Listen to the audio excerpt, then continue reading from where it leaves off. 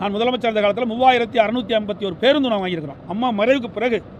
அதுக்கு முந்தி கிட்டத்தட்ட ஒரு 11700 பேருந்து நம்ம வாங்கியிருக்கிறோம். மொத்தம் அனைத்து இந்திய அண்ணா திராவிட முன்னேற்ற கழக அரசு 2011 2021 வரை 15000 புதிய பேருந்துகளை வாங்கி இயக்கிய காரணத்தினால தான் அதை வச்சுக்கிட்டு தான் இந்த பேருந்துகளை இயக்கிட்டு இருக்கிறாங்க. ஆனால் இந்த அரசாங்கம் எவ்வளோ பேருந்து வாங்கி புதிதாக இயக்கப்பட்டு என்பதை நாடறியும், பத்திரிகையாளர் தெரியும், ஊடக நம்பர் தெரியும்.